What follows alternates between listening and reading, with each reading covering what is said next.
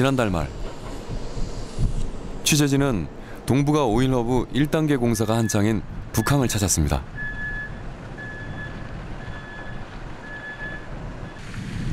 오일허브로서의 발전 가능성을 직접 확인하기 위해서입니다.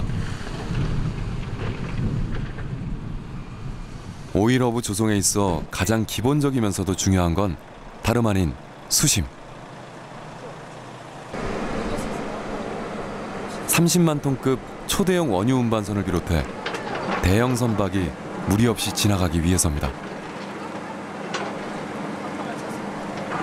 일단 바다 밑에 수심 체크를 하기 전에 음파 탐지기를 이용해서 먼저 체크를 해야 되는데, 그 체크하기 전에 저희들이 정확한 데이터를 뽑기 위해서 먼저 요 체크판을 가지고 먼저 길이하고 높이를 먼저 재고 나서 그다음에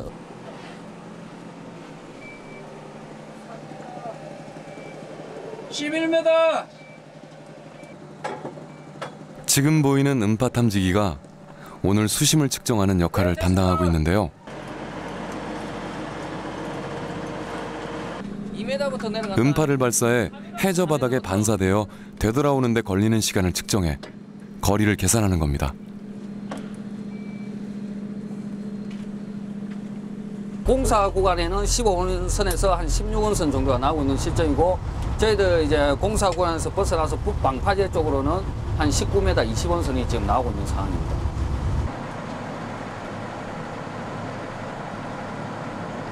수심이 기준치에 도달하지 못하면 곧바로 준설이 이루어집니다. 갈 때마다 이제 요게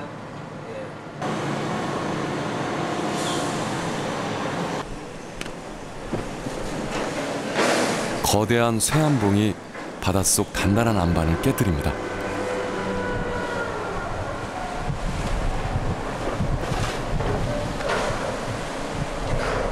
예, 저 삼봉 톤수가 한 60톤 정도 나오고 있거든요. 60톤을 지금 저희들이 한 2, 3m 위에서 밑으로 떨어뜨려서 이제 그 암을 깨고, 그 암을 깨고 나면 이제 그걸 다시 걷어 올려서 수심을 정확하게 저희들이 확인을 하고 있는 상황입니다. 울산항의 평균 수심은 17m. 대규모 유조선 통항이 가능한 깊이입니다. 특히 항만의 수심이 얕아 유조선 정박이 어려운 중국과 잦은 자연재해로 석유 보관이 어려운 일본에 비해 객관적인 조건이 낮다는 평가입니다.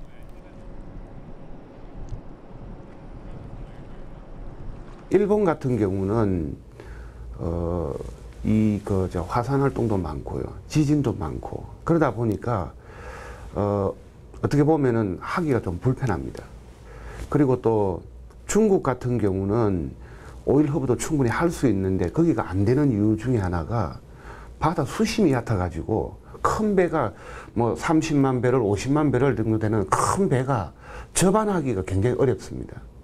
그러면은 우리 울산 같은 경우는 그런 큰 배가 들어올 수 있는 그런 여건도 되고, 그리고 수심도 굉장히 깊기 때문에 좋고요.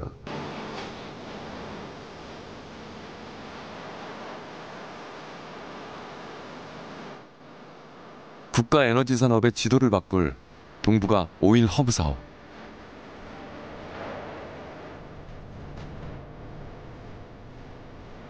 성공의 열쇠는 이제 천혜의 자연환경 위에 얼마나 어울리는 옷을 입힐 수 있을지에 달려 있습니다.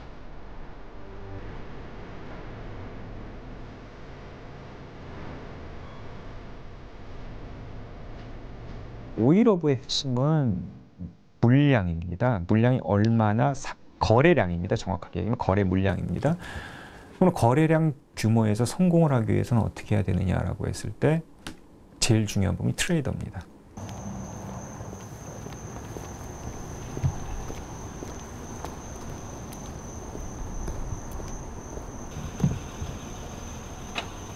휴스턴에서 오일 트레이더로 활동하고 있는 한국 출신의 고근정 씨.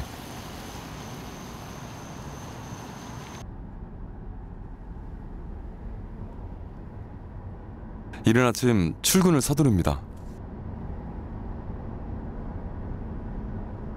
보통 이제 아침에 일찍 출근하는 이유가 이제 그 흔히 얘기하는 마켓이 이제 장이 시작되는 시간이 빠르고요. 그래서 보통 아침에 7시까지는 회사에 출근을 하고, 그리고 이제 마켓이 활성화되는 시기가 보통 이제 7시 반에서 8시 사이기 때문에 그 전까지는 필요한 것을 준비하고, 그렇기 때문에 그런 해야 될 것들이 있으니까 아침에는 좀 일찍 나오는 편입니다.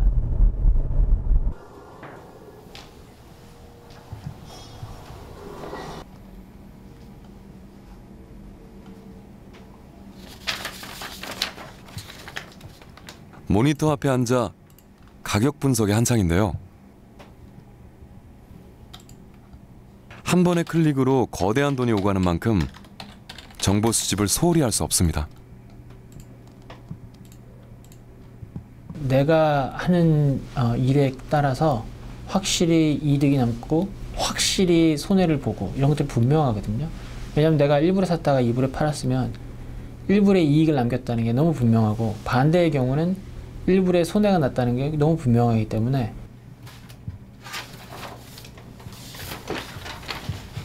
얼마만큼의 이익을 남겼느냐가 분명히 드러나고, 실적에 따라 승자와 패자가 결정되는 업무의 특성상 오일 트레이더는 이익을 쫓아 시장을 옮길 수밖에 없는데요. 기본적으로 트레이더들이라는 사람들 자체가 이익을 쫓는, 뭐 어느 회사든지 그렇지만 이익을 쫓는 집단이고, 그러다 보니까 이득이 남아야 되는데, 그러기 위해서는 여러 가지 요소가 필요한데 가장 먼저 생각할 수 있는 게 첫 번째로 스프레드라고 하는데 차익을 남길 수 있어야 되거든요. 오일 트레이더가 모이는 시장. 오일 허브 성공을 위한 기본 조건입니다. 국제적 허브로 발전하기 위해서는 분명히 국외적인 포지션을 갖고 있는 회사들이 필요하고, 그런 국외적인 포지션을 갖고 있는 회사들은 거기다가 메이저 회사이기 때문에 그런 메이저 회사들의 입주가 반드시 필요하겠죠.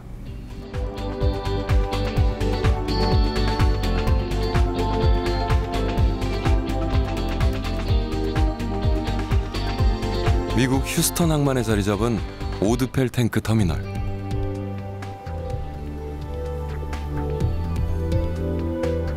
(100년의) 역사를 자랑하는 오드펠이 미국 내에서 탱크 터미널을 운영한 지도 벌써 30년이 지났습니다. Oddfellow Terminals was constructed here in Houston in 1983, really to support the Oddfellow shipping activities. They wanted to provide a safe place for their ships to come in and discharge chemicals, but also refuel the ships, resupply the ships, and make any repairs to the ships. Over the years, we became a known terminal in the industry, and so our customers also started to ask to store their chemicals here in Houston. We have the advantage to being the first and last terminal inside the Houston Ship Channel.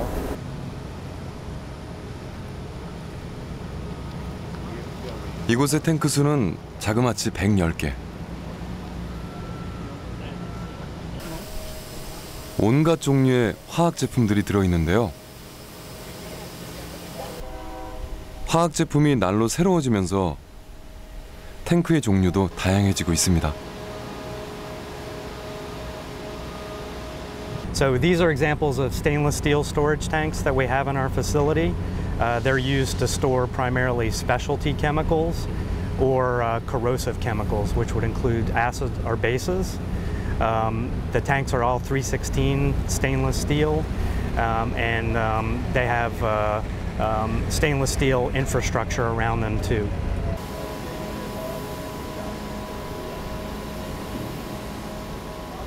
(100여 개가) 넘는 탱크 터미널 속에 보관된 다양한 종류의 석유 제품들. 오일 트레이더들은 이 석유 제품을 거래해 차익을 남깁니다.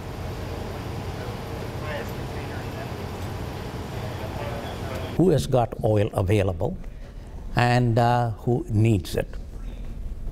The sources of oil is pretty well known. The big chunks of demand is also pretty much known. But the amount that is known, that is needed at any one particular point in time, varies. It also, the price varies depending upon supply and demand. So a trader's job is one of trying to buy oil when low and then try and then sell it at a little bit of an extra price. And that is where they make their money.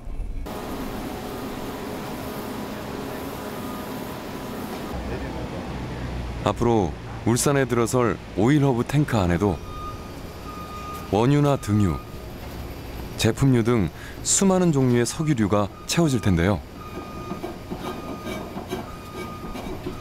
I would suggest perhaps that what may be more likely to succeed for the Ulsan oil hub is trading of refined products. So that would be either diesel or gasoline or fuel oil, which is used in shipping engines. Now the reason that diesel and gasoline actually may be more successful is that there are refineries at Ulsan which are producing those materials, and those could well be exported to other countries around Northeast Asia. So you have an import and an export dynamic going on there, which won't happen with crude oil. 다시 말해 울산 오일허브가 트레이더를 유인하기 위해서는 특화된 품종을 개발해야 한다는 뜻인데요.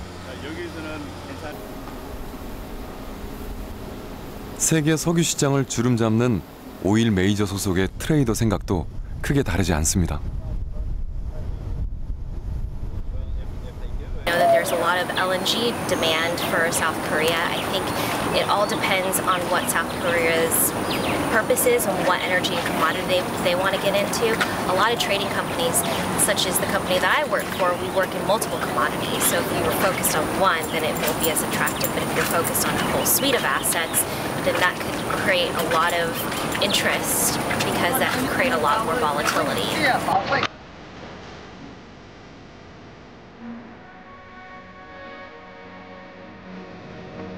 그래서 찾아간 곳은 싱가포르. 50년 전 영국으로부터 독립할 당시만 해도 진흙탕 땅덩어리에 불과했던 싱가포르는 현재 명실상부한 세계 오일 허브로 자리 잡았습니다. 여기 그 석유화학 단지의 가장 중요한 핵심 지역이라고 볼 수 있는 이 주롱 화학 단지에 가보면 외국인 투자 기업을 중심으로 해서 한 100개사 정도가 활동을 하고 있습니다. 세계적인 쉐브론이라든가 쉘이라든가 이러한 기업들이 다 들어와서 공장을 가동을 하고 있습니다.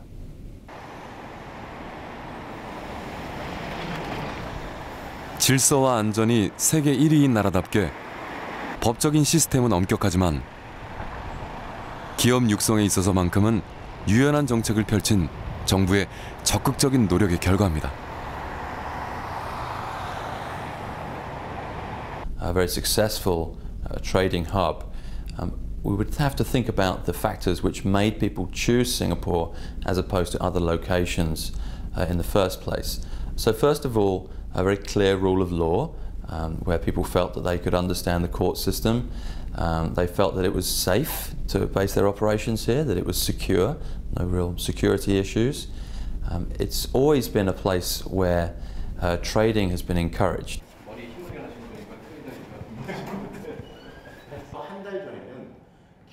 우리는 싱가포르의 매력에 대해 좀 더 자세히 알아보기 위해 싱가포르에서 오일 트레이더로 활동하고 있는 황인석 씨를 만났습니다.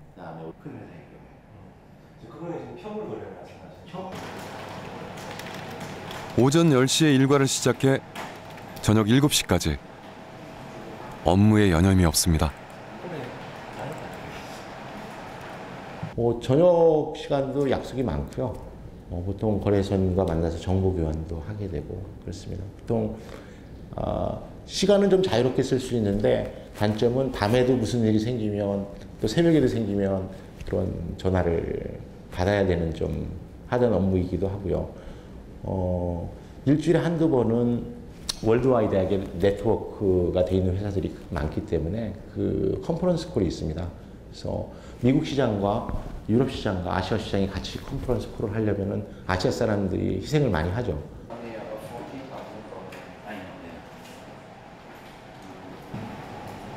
싱가포르에서 잘 나간다는 오일 트레이더의 연봉은 무려 5억 원이라고 하는데요. 그가 고국을 떠나 싱가포르로 일터를 잡게 된 건 직업에 대한 선택의 폭이 컸기 때문입니다. 큰 트레이딩 회사의 본사가 싱가포르로 많이 옮겨지게 되는 현상을 최근에 많이 볼 수 있었고요. 그것 때문에 큰 회사가 많다 보니까 또 큰 인플로이도 많아지게 되겠고, 그런 수요도 잡에 대한 수요도 많아지기 때문에 이쪽으로 오고요. 또 많은 사람들이 외국에서 또 왔기 때문에 혹시 한 회사랑 좀 잘 안 맞아도 더 큰 기회를 또 볼 수 있는 게 되고요. 또 이직도 좀 원활히 할 수 있고요.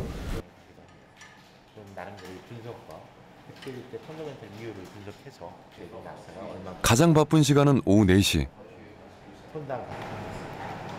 가격 평가 기관에서 그날에 거래됐던 석유 가격을 종합해 발표하는 시간이기 때문인데요. 아무래도 원유나 석유 제품을 트레이딩해서 얻는 수입이 많은 만큼 수많은 트레이더들이 발표 결과에 촉각을 곤두세울 수밖에 없습니다. 우리는 플래티나 아거스라는 그 가격을 만들어주는 기관이 있는데요. 그 플래티나 아거스가 만든 4시 4시간에 따라서 각 트레이더들은 그날의 기름 시장에 조인해서 자기의 필요한 어떤 리스크를 없애기 위해서 해칭도 들어가게 되고, 또는 프로덕트든 프로덕트 간에, 원유 간 프로덕트 간에 어떠한 이격도를 따라서 그날의 그 트레이딩을 마무리 짓게 됩니다. 싱가포르는 100년의 역사를 자랑하는 플래츠를 비롯해 아거스 등 세계적인 가격 평가 기관을 유치하면서 자체적인 석유 가격 고시 체계를 정착시켰는데요. We publish bids and offers and transactions named with specific companies that are then sent out to the world transparently in real time. And that information, that market information, then forms the basis of the assessments we publish at the end of the day. So every day in Singapore, we publish, say, 1,500 to 2,000 headlines between about 3:30 to 4:30 p.m. And every single one of those headlines is a bid or an offer or a transaction. 이는 현재 아시아 시장의 대표 가격으로 사용될 만큼 큰 영향력을 행사하고 있습니다. I think our price benchmarks are important because they are a trusted focal point, trusted price point for market players to use in contracts or in decision making around trading.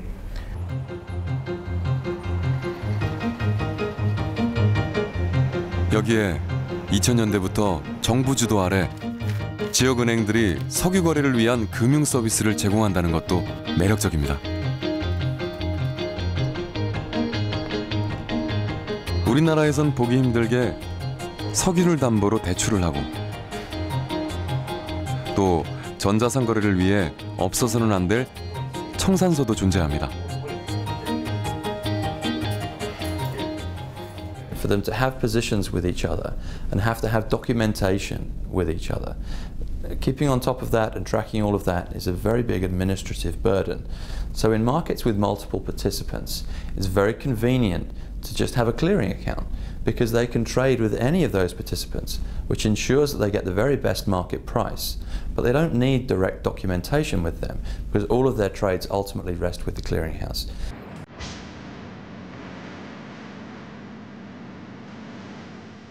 (1인당) GMP 5만 달러에 빛나는 싱가포르. 부자 나라 싱가포르에서도 가장 부자만 모여 산다는 동네에서 우리는 또 한 명의 오일 트레이더를 만났는데요. 벌써 40년째 오일 트레이더로 일하고 있는 존 드리스콜 씨. 미국에서 태어났지만 지금은 시민권을 획득해 어엿한 싱가포르 시민인 그 역시 싱가포르의 교육 프로그램에 칭찬 일색입니다. In the modern markets, everything happens very quickly, and also there is more demand for highly trained students who understand data, statistics, engineering, analytical skills, and it is extremely competitive. Many of the graduates are applying for positions, but at the same time, there are more specialized training programs to prepare students for careers in the oil business. 하지만 단지 교육 프로그램 하나가 귀화를 결심하게 만든 건 아니라고 하는데요. 외국인들을 위한 뛰어난 배려가 마음을 사로잡았습니다. The location, the rule of law, the infrastructure is a good. The airport, you know, the legal system, the political system. All these factors would be considered, you know, as in the development of oil trading hubs.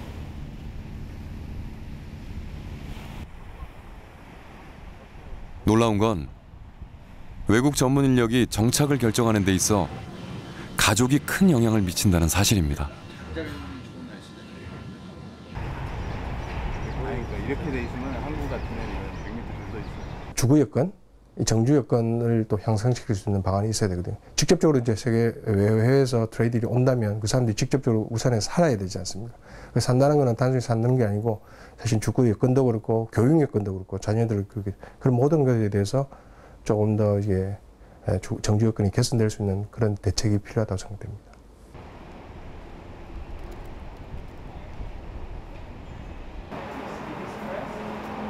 싱가포르에서 가장 큰 규모를 자랑하는 국제학교를 찾아갔습니다.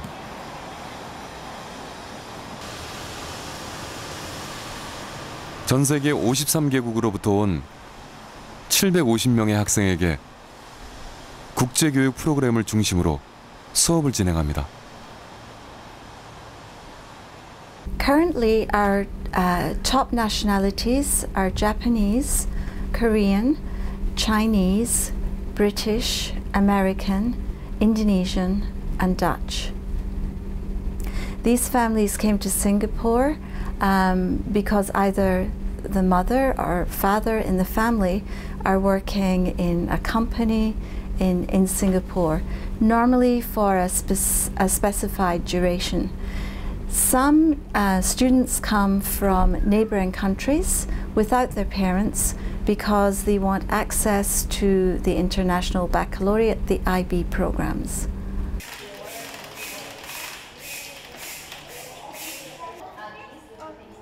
부모님을 따라 낯선 땅에서 생활해야 하는 아이들이 잘 적응하고 있는지 궁금해졌습니다.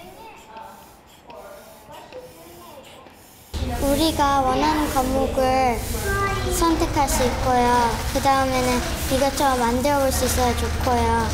그 다음에는 선생님이랑 친구들이 좋아요.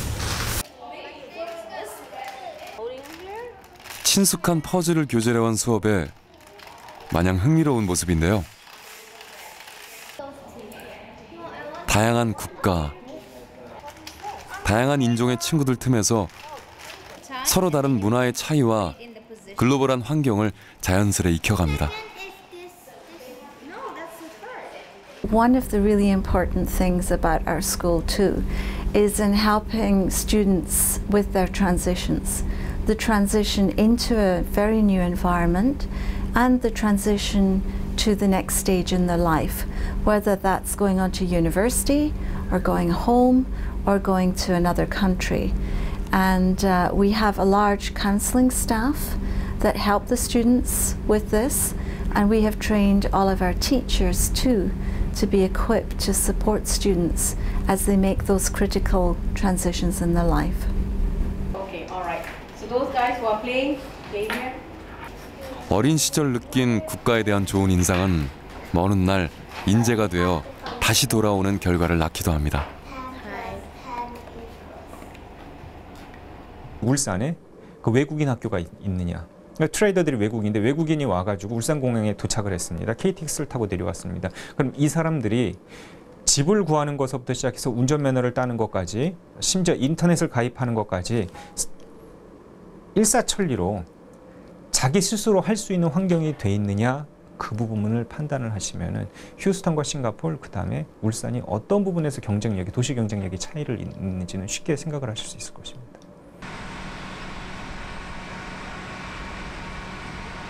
또 하나 싱가포르에서 주목할 점은 블렌딩이 가능하다는 겁니다. 블렌딩이란 석유 제품을 혼합 제조하는 것을 의미하는데요.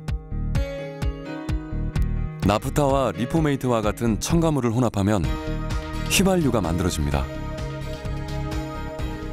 또 고유황 연료유와 저유황 경유를 혼합하면 저유황 연료유가 생산됩니다. 이 블렌딩이 우리나라에서는 석유 정제업자만 가능하지만 싱가포르는 오일 트레이더의 블렌딩을 허용하고 있습니다. 소위 말하는 휘발유는 블렌딩에서 만드는데요. 그 블렌딩에 대한 장소가 스토리지가 필요하기 때문에 블렌딩을 할 장소로서 사람들이 터미널을 이용하게 됩니다. 결국 자유로운 블렌딩은 트레이더를 모이게 하고 저장 수수료와 운송 서비스료 등 부가가치를 창출합니다. 블렌딩을 할 수 있는 게 당연히 주어져야 되는 것이고요. 블렌딩할 기회가 없으면은 실질적으로 트레이더들이 할 수 있는 것이 단순히 내가 어떤 물건을 샀다가 그대로 가격이 오를 거를 바라고서 파는 것이 아니고요. 트레이더들도 부가가치를 붙여야 됩니다. 그러려면 부가가치를 만들 수 있는 가장 쉬운 방법이 뭐냐? 블렌딩입니다. 귀한 시간 내주셔서 정말 감사드리겠습니다. 하지만 블렌딩을 허용하는 개정 석유사업법이 가짜 석유를 양산할 수 있다는 이유로 국회 계류 중인데요. 까다로운 규제가 동북아 오일 허브 사업의 시작부터 발목을 잡고 있습니다. 세계 3대 오일허브로 꼽히는 싱가포르와 네덜란드와 같은 선진 오일허브는 영내에서 다양한 제품의 수요에 맞춰가지고 석유 제품 간 블렌딩을 자유롭게 허용하고 있습니다. 그래서 저희가 추진 대책을 마련하기 앞서서 실시했던 선제적인 연구 용역이라든지 아니면 전 세계 트레이더들을 상대로 한 어떤 질의응답 과정에서 이 블렌딩 규제만큼은 한국이 오일허브를 하겠다면 반드시 풀고 넘어야 하는 가장 큰 숙제다라는 것을 여러 차례 확인할 수 있었습니다.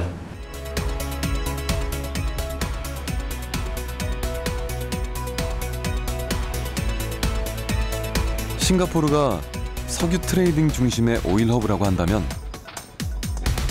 휴스턴은 시추와 운송, 정제, 공급 등 석유와 관련한 모든 분야가 고루 발달된 곳인데요.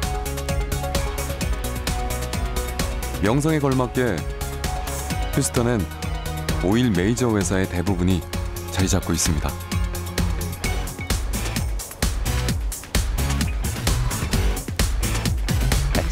쉘부터 해서 이제 여러 가지 컴퍼니들이 있는데 그 컴퍼니를 보면은 그 회사 자체적으로 오일게스 프로덕션뿐이 아니라 그 트레이딩까지 모든 걸 다 한 회사에서 해결하고 있습니다. 그래서 특히 그 트레이더들의 역할이 굉장히 중요한데요. 트레이더들이 그날의 오일게스 프로덕션을 가지고 그 콘슈머들한테 그 판매를 하는 그런 모든 중간 역할을 하기 때문에 오일 컴퍼니에서는 없어서는 안 될 그런.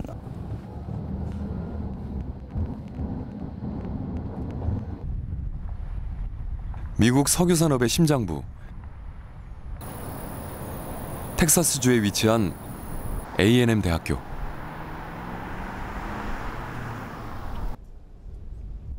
이름에서 알 수 있듯이 A&M 대학은 농업과 석유공학 분야에서 미국 내 최고 수준을 자랑합니다.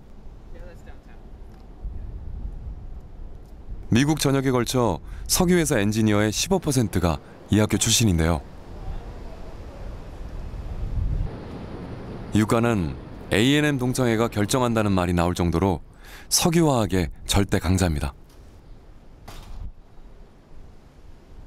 텍사스 A&M 대학에서는 뭐 오일 트레이딩이나 뭐 비즈니스 같은 거는 또 이제 뭐 비즈니스 스쿨이나 이런 데서 이제 주로 다룰 거고요. 저희는 이제 특별히 이 학교 내에 에너지 인스티튜트라고 그래갖고 석유 관련 에너지나 아니면은 저기 신재생 에너지들을 이제 전부할 수 있는 그런 연구소가 있고. 국제유가가 배럴당 $100를 오르내리던 지난 2007년. 당시 텍사스 A&M 대학 졸업생들의 평균 초임 연봉이 $11만. 우리 돈 1억 원을 넘었다고 하니 미국 내 전 직업을 통틀어서 최고 수준입니다.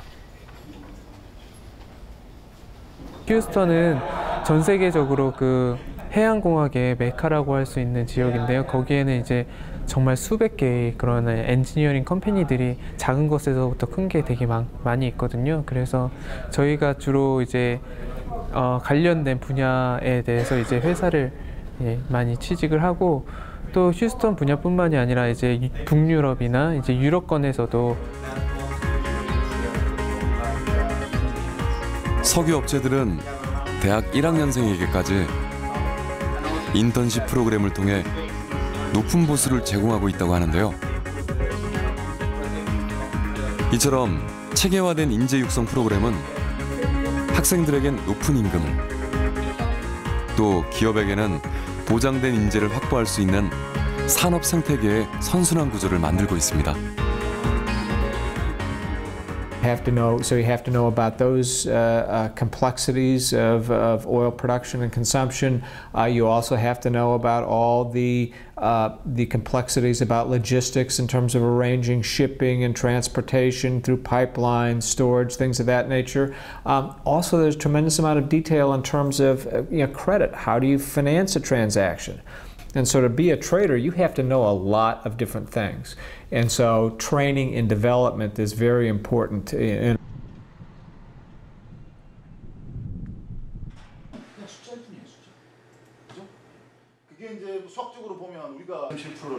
울산도 세계 흐름에 발맞춰 국내 유일한 에너지 트레이더 양성 과정을 운영하고 있습니다. 대신에 조건을 만족하면 이만큼 받는 거예요.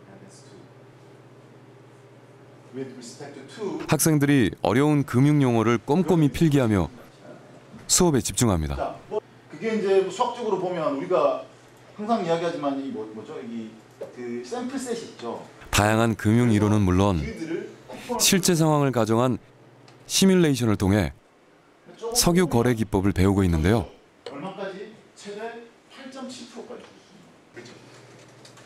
아거스 등 세계 유수 평가기관의 전문가들도 강사로 참여해 학생들에게 현장 지식을 전달합니다.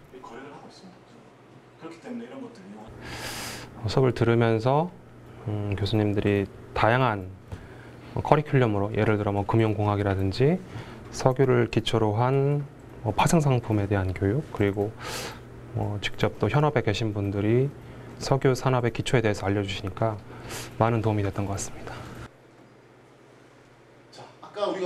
지금까지 배출한 졸업생은 총 5명. 모두 석유공사와 연구소 등 다양한 분야로 진출했습니다.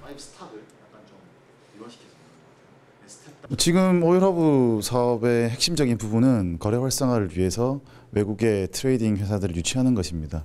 그거 맞물려서 우리나라에 이제 젊고 유능한 학생들을 키워서 트레이더로 양성하는 거, 이런 부분이 지금 우리 앞에 놓여 있는 현황이라고 생각합니다.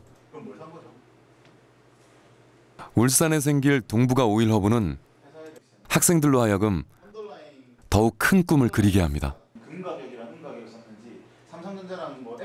동부가 오일이 수출이 된다면 아무래도 정유사도 한국에 있고 무엇보다 트레이딩 회사가 많이 들어올 텐데, 그 트레이딩 회사 하는 게 이제 실물 트레이더도 하고 금융 트레이더도 한 걸로 이제 여기 과정에서 배웠는데, 저는 이제 실물보다는 이 실물 트레이더를 가격이 어떻게 바뀌는지에 따라서 좀 안정적으로 갖고 갈 수 있는 그 페이퍼 트레이더를 하는 게 그게 목표이고.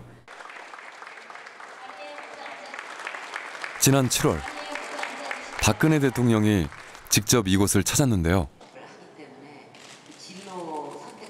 울산이 동부가 오일 허브가 되기 위해서 지정학적 위치와 천혜의 항만 조건 등 기존의 유리한 여건 외에 트레이더 양성이 매우 중요하다고 강조하기도 했습니다. 에너지를 일반 상품같이 사고 파는 그런 그 에너지 그 트레이딩 산업은 미국이나 유럽 같은 데서는 상당히 유망한 그런 그 산업으로 막대한 이익도 창출하고 또 부가가치도 이렇게 높은 부가가치도 창출하고 있는데 우리나라에서는 아직도 좀 생소한 면이 있습니다. 이제 그럼에도 불구하고 이렇게 남들이 가지 않은 이런 분야를 좀 미리 이렇게 미래를 내다보면서 이렇게 선택하고 도전한 그 여러분들의 그 용기에 아주 박수를 보내고 싶습니다. 거래를 일으키고 금융을 불러와 막대한 시너지 효과를 창출하는 오일 트레이더. 오늘도 울산에서 그 꿈이 연그러갑니다. 유니스트에서 뭐 지금 저 석유 물류 관련되는 트레이딩 과정을 지금 만들어 개설해가지고 하고는 있는 이런 부분들도 어떻게 보면은 17년 정도 되면은 이제는 초기의 그런 트레이딩이 발생할 것인데 만일에 그런 사람들이 외국에서 트레이딩하는 사람들이 들어온다 했을 때 그 사람들에 대한 관심도는 굉장히 높아질 거거든요. 그래서 좀 더 적극적으로 학부 과정에 있는 사람들까지 이제는 그 석유 물류에 대한 그런 전문 인력을 키우는 그런 어떤 지원 시스템도 필요한 시점이라고 할 수 있는 거죠.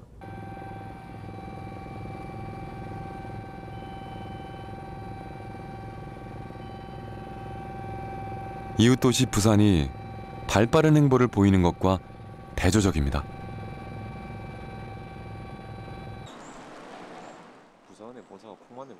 부산의 63빌딩이라 불리며 어마어마한 규모를 자랑하고 있는 부산국제금융센터.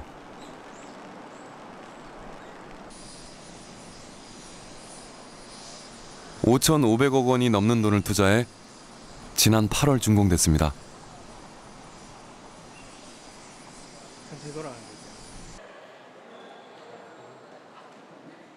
부산의 새로운 랜드마크로 주목받고 있는 이 건물 안엔 과연 어떤 기관들이 입주해 있는 걸까요?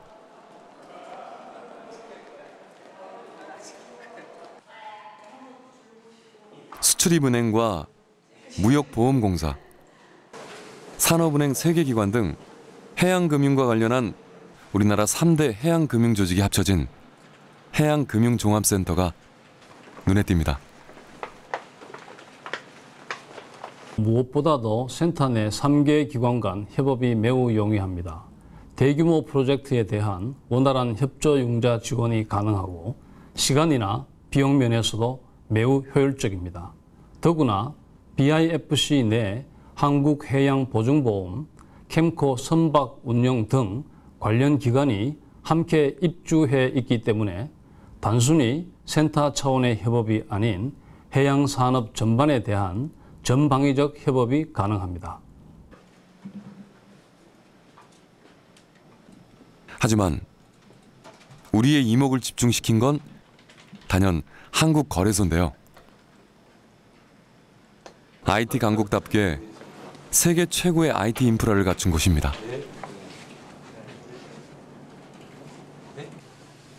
영어 명칭은 코리아 익스체인지 KRX.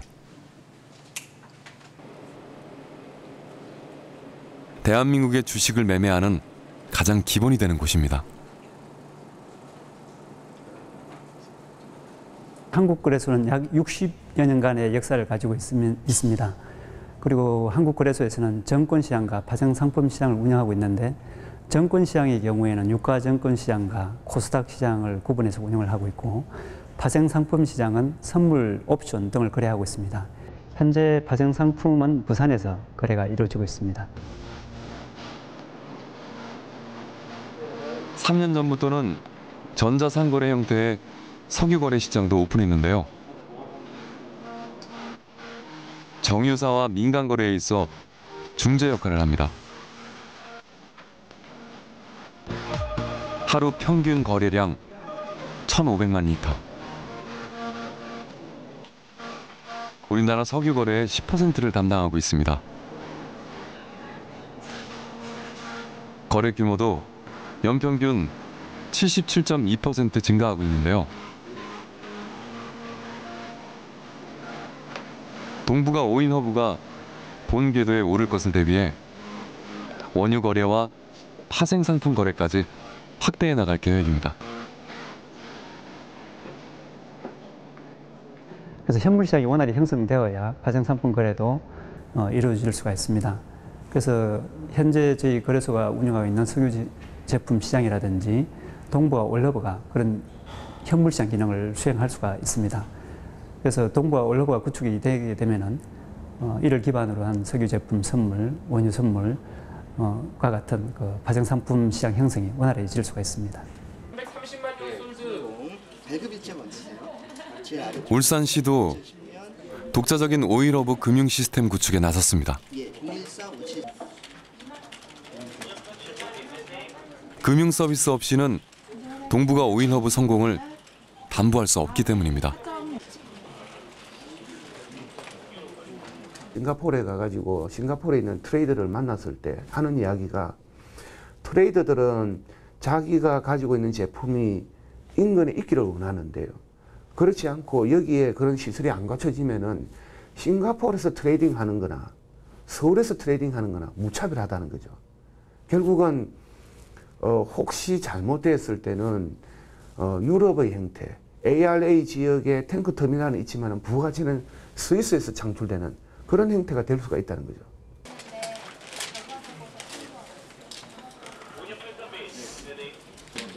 더불어 관련 파생 상품 개발과 금융 전문가 양성에 대한 구체적인 계획 마련도 준비 중입니다. 그 다른 나라의 경우를 보더라도 그 복수의 거래소가 얼마든지 존재를 합니다. 따라서 이번에 하는 그 석유 거래소 같은 경우는 일단 현물 거래소 위주로 별개의 거래소가 필요할 것 같고, 만약 현물 거래소가 잘 활성화된다면 부산에 있는 KLX뿐만 아니라 울산 지역에서의 현물 거래소를 중심으로 해서 선물이나 옵션, 파생 상품 거래소를 새롭게 조성하는 것도 하나의 방편이 될 수 있다고 생각합니다.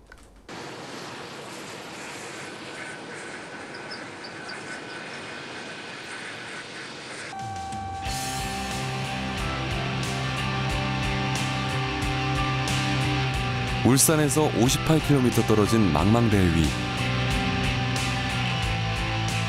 홀로 우뚝 선 인공섬. 동해 가스전이 서서히 모습을 드러냅니다.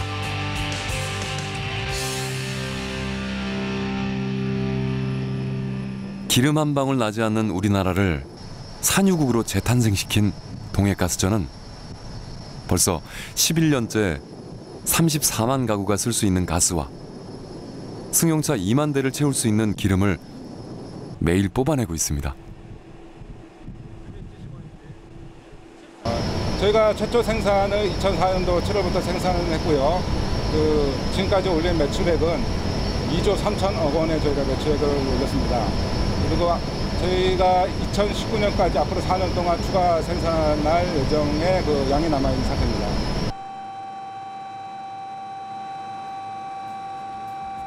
생산 현장과 주거 공간으로 분리된 높이 47m, 바다 아래로 150m 뻗은 튼튼한 구조물은 웬만한 태풍과 지진에 끄떡없습니다.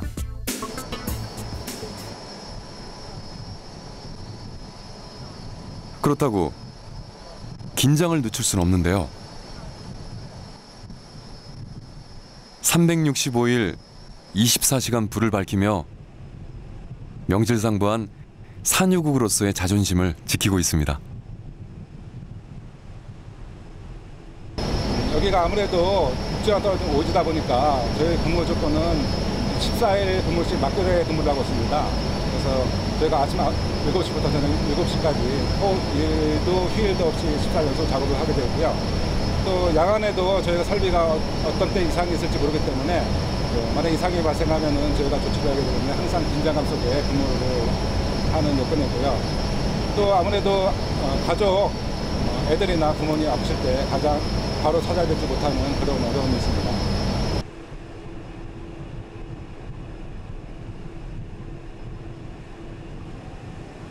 이미 초기 투자비의 7배 이상의 이익을 거두며 효자 노릇을 톡톡히 하고 있는 동해가스전.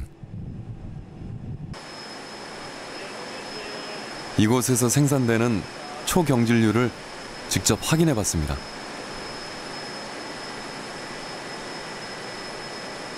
밸브를 열자 무색 투명한 초경질류가 끊임없이 쏟아지는데요.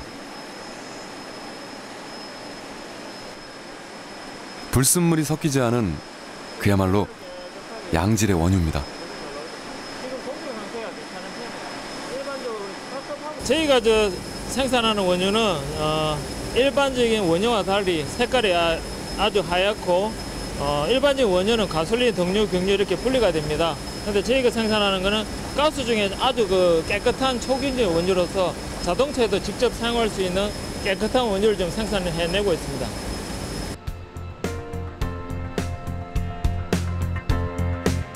동부가 오일허브 사업은 단순히 석유를 뽑아내고 저장하는 것에 그치지 않습니다. 동부가, 그리고 더 나아가 세계 석유 거래의 중심지가 되기 위한 새로운 도약이자 미래 에너지 주권을 차지하기 위한 희망찬 도전입니다. 반세기 전 울산은 산업도시로의 발전을 통해 국가 경제를 일으키겠다는 불가능에 가까운 도전을 했습니다. 그리고 지금 울산은 또 한 번 새로운 꿈을 꾸고 있습니다. 더 넓은 시장과 더 많은 이익을 쫓아 움직이는 석유 거래 시장의 중심이 되겠다는 기적과 같은 꿈을. 물류 중심지, 거기다 더 나가서 이제 금융 중심지의 어떤 종합적인 트레이딩 시스템을 만드는다고 보시면 되겠습니다. 그러다 보니까 결국은 새로운 이제 금융 산업의 조성하는 기회가 되고, 또 따라서 국민 국가 경제에 이발지할 수 있는 새로운 어떤 기회라고 보시면 되겠습니다.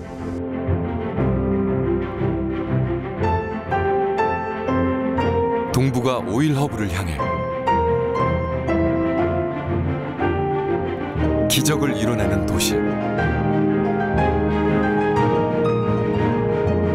울산의 도전은 멈추지 않습니다.